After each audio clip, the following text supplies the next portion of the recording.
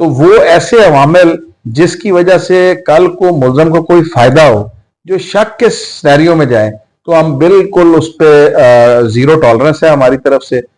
इस केस को हम एक टेस्ट केस के तौर पर लेना चाहते हैं और पूरे तरीके से एंटी रेप एक्ट के अंदर आपको पता है हारून के उसमें टाइम फ्रेम जो है वो दे दिया गया कि 4 महीने के अंदर अंदर उस केस ने कंक्लूड होना है और 6 महीने के अंदर अंदर उसकी अपील ने हाई कोर्ट से डिसाइड होना है। उसका मकसद ये है कि डेटरेंस अवाम में इसी तरह से जाती है कि अगर इस किस्म के केसेस ना सिर्फ रिपोर्ट हो,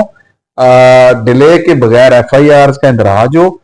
मेडिकल लीगल जो है वो विद इन टाइम हो, PFSA की रिपोर्ट में डिलेज ना हो, प्रोसिक्यूशन अपना काम पूरे तरीके से विद कोऑपरेशन ऑफ पुलिस करे और फिर उसके बाद हम उसकी प्रोसिक्यूशन विद इन 4 मंथ्स करवाएं, ताकि सजा अगर मिलेगी तो लोगों को पता लगेगा। मैंने वैसे अब इसके अंदर एक प्रपोज किया है, एक बिल मैंने